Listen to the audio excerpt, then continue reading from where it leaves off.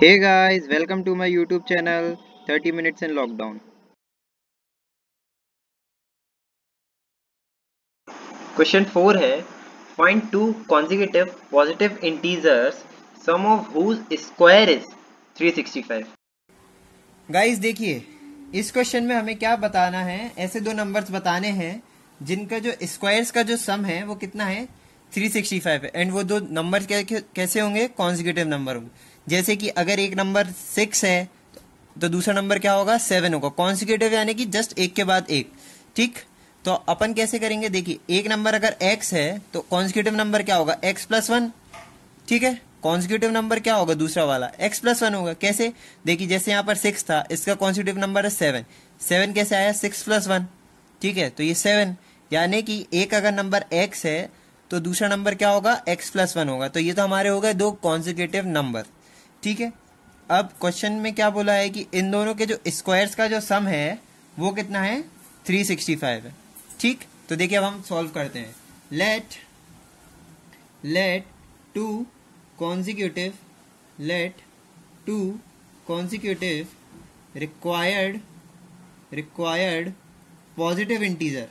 ठीक है, और ये दोनों नंबर कैसे होने चाहिए, पॉजिटिव होने चाहिए। पॉजिटिव इंटीजर्स बी क्या हो जाएगा, एक एक्स हो जाएगा। एंड देन देखिए according to question, according to given condition कर देते हैं अपन। ठीक है, गिवन कंडीशन क्या है, देखिए एक्स का स्क्वायर प्लस x+1 का होल स्क्वायर क्या है, 365 है। ठीक है, इन दोनों नंबर्स के स्क्वायर का सम कितना है, 365 है। ठीक, तो हम देखिए अब इसको सॉल्व कर लेते हैं। देखिए x² एज इट इज, अब हम a+b का होल स्क्वायर से इसको ओपन कर देते हैं। क्या, a² plus 2ab plus b² is equal to क्या, 365। ठीक, तो ये कितना हो गया, 2x² प्लस 2x। एंड ये जो 1 है, सॉरी ये जो 365 है इस तरफ आएगा तो क्या हो जाएगा, -365 इज इक्वल टू 0। तो हमारी जो इक्वेशन बची वो क्या बची, 2x² प्लस 2x। अब हम इन माइनस कर देते तो क्या आएगा, -364 इज इक्वल टू 0। ठीक, अब गाइस देखिए मैं इस इक्वेशन को थोड़ा इजी बनाने के लिए क्या करता हूं, क्या करूं, 2 से डिवाइड कर देता हूं इस पूरी इक्वेशन को। तो क्या आएगा, देखिए इसके डिवाइड में 2 रखेंगे एंड इसके डिवाइड में भी हम 2 रखेंगे तो क्या आएगा, देखिए यहां पर बचेगा x² प्लस यहाँ पर बचेगा सिर्फ x, यहाँ पर बचेगा 182। ठीक है, एंड 0 डिवाइड बाई 2 क्या होगा, 0। ठीक है, तो जो हमारी इक्वेशन बची वो क्या बची, ये बची। अब अगेन हम जैसे अभी तक सॉल्व करते आए हैं, ठीक है, सिमिलरली वैसे ही करेंगे। तो देखिए x² प्लस, अब देखिए अपन ने 182 ये जो टर्म है ये हमने पिछले वाले क्वेश्चन में भी यूज किया था। तो हमें मल्टीप्लीकेशन में क्या मिला था, 13 × 14 मिला था। ठीक है, अपन ने जो पिछला वाला क्वेश्चन किया था 13 × 14 क्या होता है, 182। ठीक है, तो आप मिडिल टर्म स्प्लिटिंग करेंगे हम इसकी, तो कैसे कर लेंगे, देखिए 14x minus 13x minus 182 is equal to 0। ठीक है, सब मल्टीप्लीकेशन क्या आना चाहिए, इन दोनों का 182 आना चाहिए, और लास्ट क्वेश्चन में हमने अप्लाई किया था। ठीक है, तो देखिए इन दोनों में से हमें क्या कॉमन मिल रहा है, x कॉमन मिल रहा है, क्या बचा, x प्लस 14 बचा। ठीक, एंड यहां से हम -13 कॉमन ले लेते हैं, तो अगेन क्या, x plus 14 is equal to 0। ठीक, अब क्या, x माइनस 13 हमें एक फैक्टर मिला एंड एक मिला हमें x plus 14 is equal to 0। ठीक, या तो देखिए x minus 13 is equal to 0 होगा, या तो और x plus 14 is equal to 0 होगा। करेक्ट, इन दोनों में से कोई एक फैक्टर 0 होगा, तभी इन दोनों का मल्टीप्लीकेशन क्या आ रहा है, 0 आ रहा है। ठीक, तो एक x की वैल्यू क्या आ गई, 13, या फिर x की वैल्यू क्या आ रही है, -14। ठीक, अब देखिए क्वेश्चन में हमें स्टार्टिंग में क्या बोला था कि ये जो नंबर्स होंगे वो कैसे होंगे, पॉजिटिव नंबर्स होंगे। कैसे नंबर होंगे, पॉजिटिव इंटीजर बोला है। ठीक है, यानी कि ये जो वैल्यू है ये क्या होगी, ये एप्लीकेबल नहीं होगी क्योंकि ये तो नेगेटिव है। ठीक है, तो हमारे जो x की वैल्यू है वो क्या हो जाएगी, x इज इक्वल टू क्या हो जाएगी, 13 हो जाएगी। यानी कि एक नंबर हमारा हो जाएगा 13। ठीक है ना, एक नंबर हमारा क्या हो जाएगा 13 और दूसरा नंबर क्या हो जाएगा हमारा 14 हो जाएगा। करेक्ट, तो देखिए हेंस टू नंबर्स आर क्या हो जाएंगे 13 and x plus 1 is equals to क्या आएगा यहाँ पर 13 प्लस 1 यानी कि 14। टू नंबर्स हमारे क्या हो गए 13 and 14 are two required are two required positive integers. Correct. देखिए हमने x minus x is equal to -14 को कंसीडर क्यों नहीं किया है, क्योंकि क्वेश्चन में क्या गिवन था कि ये जो नंबर्स हैं ये कैसे हैं, पॉजिटिव इंटीजर है. अगर हम x की वैल्यू -14 ले लेते हैं, ठीक है, तो अगली वैल्यू क्या होगी, -13 आ जाएगी.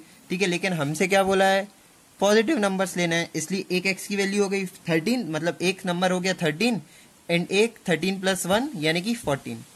Correct.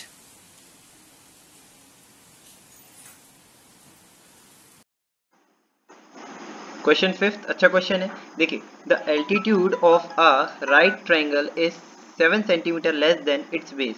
If the hypotenuse is 13 centimetre, find the other sides. Guys देखिए, फिफ्थ क्वेश्चन क्या कह रहा है, the altitude of right triangle is 7 centimetre less than it's base. ठीक है, तो यानी कि ये जो एल्टीट्यूड है ये कितना है, 7 सेंटीमीटर लेस है इस बेस से. ठीक है, तो अगर हम इस बेस को मान लेते हैं क्या, x. ठीक है, ये जो एल्टीट्यूड है ये क्या हो जाएगा, ये क्या हो जाएगा, x - 7, क्योंकि 7 लेस देन इट्स बेस बोला है. ठीक है, हाइपोटेनियस हमें क्या गिवन है, 13 सेंटीमीटर. हमें फाइंड क्या करना है, ये साइड और ये साइड इस ट्रायंगल की फाइंड करना है. ठीक है, तो हम ले लेते हैं, let the base of the right angle triangle be x. ठीक है, then according to question its height will be क्या हो जाएगी, x - 7, ये सेंटीमीटर्स. ठीक है, अब देखिए अगर हम पाइथागोरस थ्योरम लगाते हैं तो इस साइड का स्क्वायर प्लस इस साइड का स्क्वायर किसके बराबर होता है, इस साइड के स्क्वायर के बराबर होता है. ठीक है, देन बाय पाइथागोरस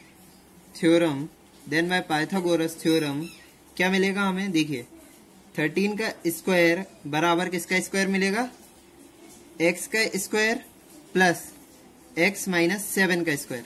करेक्ट, रिजेंबलाइज्ड. हम इसको इस तरफ और इसको इस तरफ लिख लेते हैं. देखिए x स्क्वायर प्लस x - 7 का स्क्वायर इज इक्वल टू 13 का स्क्वायर कितना होता है, 169. करेक्ट. अब देखिए x square as it is a - b का होल स्क्वायर की आइडेंटिटीज हम इसको ओपन कर देते हैं तो क्या आएगा, a स्क्वायर माइनस 2ab यानी कि 14x plus 49 is equal to क्या आ रहा है, 169. देखिए x square plus x square क्या आ रहा है, 2x square. Correct, and minus 14x. अब देखिए प्लस 49 है, 169 इस तरफ आएगा तो क्या हो जाएगा, -169 इज इक्वल टू 0. ठीक है, तो क्या बचा, देखिए 2x स्क्वायर माइनस 14x. अब माइनस कर देते तो क्या आया, 120 इज इक्वल टू क्या आएगा, 0. करेक्ट. अब देखिए 2 से हम इस पूरे को डिवाइड कर देते हैं ताकि हम इजीली कैलकुलेशन कर लें. तो देखिए क्या होगा, x square minus 7x minus 60 is equal to 0. अब हम इसको जैसे अभी तक हम फैक्टराइजेशन मेथड से सॉल्व करते आ रहे हैं, तब इस इक्वेशन को सॉल्व कर देते हैं तो क्या आएगा, देखिए x स्क्वायर. अब -7x को हम क्या लिख सकते हैं, -12x प्लस 5x लिख देते हैं, -60 is equal to 0. Middle term splitting से इन दोनों में से क्या कॉमन बचा, x -12 बचा. इसमें से क्या +5 कॉमन ले लेते हैं तो क्या again x -12 is equal to 0. एक x + 5 एंड हमें क्या फैक्टर्स मिल गए, x + 5 and x -12 is equal to 0. हमें ये दो फैक्टर्स मिल गए. Either x + 5 is equal to 0 होगा या फिर x -12 इज इक्वल टू 0 होगा. तो हम देखिए लिख देते हैं x + 5 इज इक्वल टू 0 और x -12 इज इक्वल टू 0. ठीक है, देखिए अगर x + 5 इज इक्वल टू 0 है तो x इज इक्वल टू क्या आएगा, -5 और x इज इक्वल टू यहाँ से क्या आएगा, 12. अब देखिए x की वैल्यू क्या आ रही है, एक -5 आ रही है और एक 12 आ रही है. अब इन दोनों में से कौन सी सही है, अब देखते हैं. ये देखिए बेस जो होता है वो कभी नेगेटिव हो सकता है क्या, मतलब किसी भी चीज की लेंथ कभी नेगेटिव हो सकती है क्या, नहीं हो सकती. यानी कि ये जो x की वैल्यू -5 है ये क्या होगी, एप्लीकेबल नहीं होगी. और ये वाली जो x इज इक्वल टू 12 है तो ये क्या होगी, एप्लीकेबल होगी। ठीक है, देयरफॉर बेस कितना मिल गया हमें, बेस इज इक्वल टू 12 आ गया। ठीक है, एंड हाइट कितनी मिल गई, अब हमें हाइट इज इक्वल टू क्या मिल गई, 12 माइनस 7 यानी कि 5 सेंटीमीटर। बेस क्या 12 सेंटीमीटर एंड हाइट क्या 5 सेंटीमीटर। करेक्ट। सिक्स्थ क्वेश्चन इस एक्सरसाइज का लास्ट क्वेश्चन है, क्या है देखते हैं। A cottage industry produces a certain number of poultry articles in a day. It was observed on a particular day that the cost of production of each article was 3 more than twice the number of articles produced on that day. If the total cost of the production on that day was rupees 90, find the number of articles produced and the cost of each articles. देखिए guys, इस question में क्या है, a cottage industry produces a certain number of poultry articles in a day. ठीक है, it was observe that on a particular day that the cost of production of each article was 3 more than twice the number of article produced on that day. ठीक है, यानी कि क्या, वो क्या बोल रहे हैं कि एक इंडस्ट्री में, ठीक है, पोल्ट्री आर्टिकल्स जितने बनते हैं, ठीक है ना, किसी एक दिन पे उन्होंने ये ऑब्जर्व किया कि जो कॉस्ट आ रही है उसकी वो कितनी आ रही है, three more than twice of articles on that day. ठीक है, यानी कि उस दिन के अगर आर्टिकल्स x हैं, ठीक है, तो उसकी कॉस्ट क्या बता रहा है वो, अकॉर्डिंग टू क्वेश्चन क्या है, कॉस्ट कितनी है 3 मोर देन, यानी कि 3 more than twice of number of articles on that day.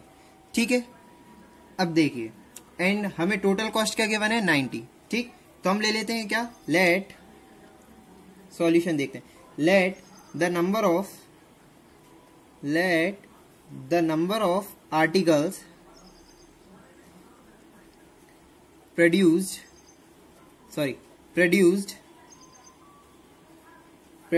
in a day is equals to x। अगर x आर्टिकल प्रोड्यूस होते हैं पर डे, ठीक है, देन कॉस्ट ऑफ प्रोडक्शन कितनी हो जाएगी, cost of production of each article कितनी हो जाएगी, देखिए कितनी हो जाएगी, 2 into x plus 3 more than twice of, बोल रहे हैं ना, 3 more than twice of number of articles produce on that day. ठीक है, तो क्या हो जाएगी 2x प्लस 3। ठीक है, एंड टोटल कॉस्ट हमें कितनी है 90। तो ये देखिए, ये क्या है, कॉस्ट आ गई हमारी एक आर्टिकल की। ठीक, एंड ये क्या है, नंबर ऑफ आर्टिकल्स हैं। ठीक है, देन अकॉर्डिंग टू क्वेश्चन क्या होगा, देखिए टोटल कॉस्ट क्या है 90, यानी कि नंबर ऑफ आर्टिकल्स क्या है x है, एंड उनकी कॉस्ट क्या है 2x प्लस 3, यानी कि एक की कॉस्ट इतनी है तो x आर्टिकल्स की कॉस्ट क्या होगी, x into 2x plus 3। Correct, यानी कि मान के चलिए कि अगर एक आर्टिकल की कॉस्ट है 10 रुपीज, ठीक है, तो 20 आर्टिकल्स की कितनी हो जाएगी 200। तो हम यहाँ पर क्या करते हैं, 200 में 10 का मल्टीप्लाई करते हैं, मतलब नंबर ऑफ आर्टिकल्स में कॉस्ट ऑफ आर्टिकल का मल्टीप्लाई कर रहे हैं। ठीक है, सिमिलरली हमने यहाँ पर किया है। ठीक, अब हम इसको क्या सॉल्व कर लेते हैं, देखिए 2x square plus 3x is equal to 90 होगा। ठीक है, then again 2x square plus 3x, 90 को हम इस तरफ ले आते हैं तो माइनस 90 इज इक्वल टू क्या हो रहा है यहाँ पर 0। ठीक, अब हम इसको फैक्टराइजेशन मेथड से सॉल्व कर लेते हैं। ठीक है, देखिए हमें इस क्वेश्चन में क्या क्या फाइंड करना है, नंबर ऑफ आर्टिकल्स कितने निकलते हैं, यानी कि x फाइंड करना है और उसकी कॉस्ट फाइंड करनी है। ठीक है, ईच आर्टिकल की, तो 2x square, again middle term splitting से हम इसको सॉल्व कर देते हैं, तो देखिए क्या आता है, माइनस 12x प्लस 15x कर दें, minus 90 is equal to 0। Correct, 2x square minus 12x में से क्या कॉमन आ रहा है, 2x कॉमन आ रहा है, क्या बचा x माइनस 6 बचा, प्लस यहां से 15 कॉमन आ रहा है, क्या बचा x माइनस 6 बचा, इज इक्वल टू क्या 0। देखिए क्या बचा, अब 2x प्लस 15 एक फैक्टर एंड एक x माइनस 6 एक फैक्टर। ठीक, तो यहां से x की वैल्यू देखिए, या तो 2x प्लस 15 ये इसकी वैल्यू 0 होगी, ठीक है, या तो और x minus 6 is equal to 0, यानी कि या तो ये वाला फैक्टर 0 होगा या तो ये वाला फैक्टर 0 होगा। ठीक, तो यहां से x की वैल्यू क्या आएगी, माइनस 15/2। ठीक, और यहां से x की वैल्यू क्या आएगी 6। अब देखिए नंबर ऑफ आर्टिकल्स नेगेटिव तो हो नहीं सकते, ठीक है। ऐसा कभी होता है क्या कि -15 आर्टिकल्स आज प्रोड्यूस हुए, ऐसा तो हो नहीं सकता, ठीक है। तो ये वाली जो वैल्यू है एक्स की, ये वाली तो क्या हो जाएगी, नॉन एप्लीकेबल हो जाएगी, ठीक। तो हमारे पास क्या बची, एक एक्स की वैल्यू 6, यानी कि क्या, देयरफॉर नंबर ऑफ आर्टिकल्स क्या हो गए, नंबर ऑफ आर्टिकल्स इज 6, ठीक है। And cost of each article क्या हो गई, cost of each article is, देखिए 2x + 3 के हिसाब से क्या होगी, 2 × 6 + 3 क्या हो जाएगा, देखिए 15, 2 × 6 + 3 = 15, ठीक है। यानी कि कॉस्ट क्या हो गई, ₹15, करेक्ट।